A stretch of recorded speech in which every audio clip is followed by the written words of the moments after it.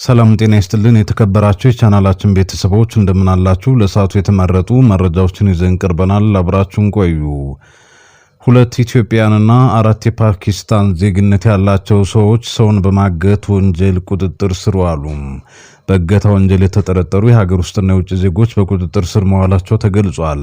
የአዲስ አበባ ፖሊስ ከሌሎች የጸጥታ አካላት ጋር በመተባበር ባደረገው የተቀናጀ ኦፕሬሽን የውጭ ሀገር ዜጎችን አግተው ከፍተኛ መጠን ያለው ገንዘብ የጠየቁ 6 ተጠርጣሪዎችን በቁጥጥር ስር መዋሉን አስታውቋል። የጉዳዩ መነሻ እንደሚያሳየው ግንቦት 15 ቀን 2018 ዓ.ም ለስራ ወደ ኢትዮጵያ የገቡት 3 የስሪላንካ ዜጎች በድንገት ተሰውረዋል። እገታው ከተፈጸመ በኋላም በስሪላንካ ለሚገኙ ለተጎጆች ቤተሰቦች ስልክ በመደወል ለእያንዳንዳቸው 30,000 የአሜሪካ ዶላር እንዲከፍሉ መጠየቁ ታውቋል። ይህንኑ ተከትሎ በኢትዮጵያ የስሪላንካ ኤምባሲ ተወካይ ግንቦት 18 ቀን 2018 ዓ.ም ለቦሌ ክፍለ ከተማ ፖሊስ ዋና መምሪያ ጥቆማውን አሳውቀዋል።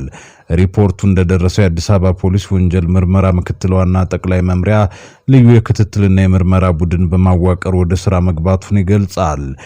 ፖሊስ ከሌሎች የጸጥታ አካላት ጋር በመሆን በቴክኖሎጂ የታገዘ ክትትል በማድረግ ተጎጂዎቹ ከቦሌ ዓለም አቀፍ አውሮፕላን ማረፊያ እንደወጡ የሰሌዳ ቁጥሯ ኮድ 2C 4461 አዲስ አበባ በሆነች ሱዙኪ ዲዛይር መኪና ተሳፍረው መሄዳቸውን አረጋግጧል። የክትትል ቡድኑ አባላት ባደረጉት የተቀናጀ ጥረት አሽከርካሪውን ጨምሮ 2 ኢትዮጵያውያንና 4 የፓኪስታን ዜግነት ያላቸውን 6 ወንጀል ፈጻሚዎች በቁጥጥር ስር መዋል ችለዋል።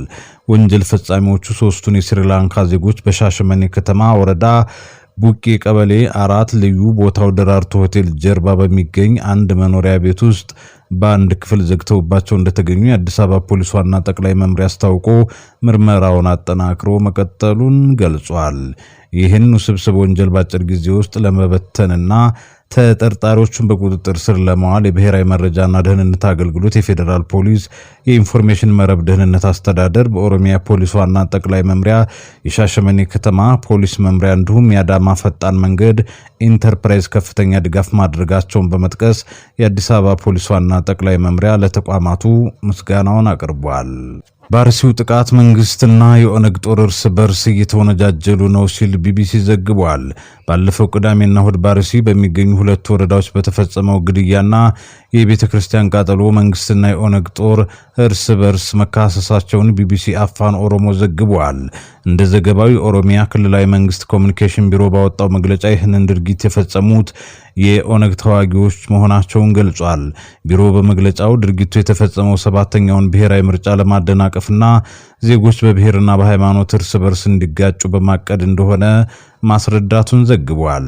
የኦነግ ጦር ዋና አዛዥ ከፍተኛ አማካሪ የሆኑት አቶ ጅረና ጉደታ ስለ ጉዳዩ ከቢቢሲ ተጠይቀው በአርሲው ጥቃት ላይ እጃቸው እንደሌለበት ገልጸዋል። ሲናገሩም ኦነግ እንደዚህ አይነት አሳፋሪ ድርጊት አይፈጽምም ካሉ በኋላ ታጣቂው ኃይል ምርጫውን አስመልክቶ መንገድ በመዝጋቱ የተነሳ መንግስት የኦነግ ጦርን ስም ለማጥፋት ድርጊቱን እንዳስፈጸመው ገልጸዋል።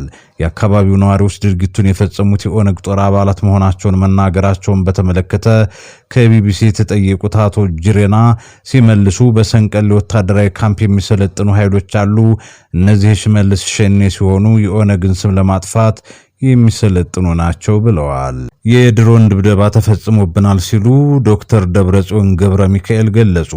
ከትግራይ ክልል ጊዜያዊ አስተዳደር ፕሬዝዳንት ስልጣኑን በመንጠቅ የፕሬዝዳንት ጽህፈት ቤቱን የተቆጣጠሩት ዶክተር ደብረጽዮን ዛሬ ባወጡት መግለጫ የድሮን ጥቃት መፈጸሙን አስታወቁ። በጽህፈት ቤታቸው በኩል ባሰራጩት መግለጫም የብልጽግና ስርዓት በትግራይ ውስጥ የሚፈጽመውን የድሮን ጥቃት ቀጥሏል ብለዋል። ይህም በሰው ህይወትና በንብረት ላይ ጉዳት አስከትሏል ብለዋል። ጨምረውም የብልጽግና ስርዓት የትግራይ ህዝብን ለማጥፋት ጄኖሳይድ አውጆ በሚሊዮን የሚቆጠር ሰዎችን ለሞት፣ ለአካል መጉደልና ለመፈናቀል፣ ለማህበራዊና ኢኮኖሚያዊ ውድመት ዳርጓል። በዓለም አቀፉ ማህበረሰብ ፊት የፈረመውን የፕሪቶሪያ ስምምነት በማፍረስም ህዝቡን ለማንበርከክ የተለያዩ ግፎችንና ኢፍትሃዊ ድርጊቶችን ሲፈጽም ቆይቷል ያሉት ፕሬዝዳንቱ በዛሬው ዕለት በሰሜናዊ ምዕራብ ትግራይ ሽሬ አካባቢ የድሮን ጥቃት መፈጸሙን አረጋግጠዋል። በዚህ ጥቃትም በመደበኛ ስራቸው ላይ የነበሩ የትግራይ መከላከያ ኃይል ወይንም ቲዲኤፍ አባላት የሞት አደጋ እንደደረሰባቸውና የቆሰሉ እንዳሉም ገልጸው በንብረት ጉዳትም መድረሱን አስታውቀዋል። ከዚህ ቀደም መንግስት የፕሪቶሪያውን ስምምነት በማፍረስ በትግራይ የተለያዩ አካባቢዎች የድሮን ጥቃት መፈጸሙን ገልጸውም ይህም የብልጽግና ስርዓት ካለ ጦርነት መኖር እንደማይችል የሚያሳይ ነው ብለዋል። በማጠቃለያቸውም መንግስት ቀጠናውን ወደማያቋርጥ ቀውስ ውስጥ እየከተተው መሆኑን ጠቅሰው ዓለም አቀፉ ማህበረሰብ ይህ ከመሆኑ በፊት እርምጃ እንዲወስድ አሳስበዋል። በጉዳዩ ላይ የፌዴራል መንግስቱም ሆነ የመከላከያ ሰራዊቱ ያለው ነገር የለም። ይህ ዜና እስከተለቀቀበት ጊዜ በማለት ዘሐበሻ ዘግቧል።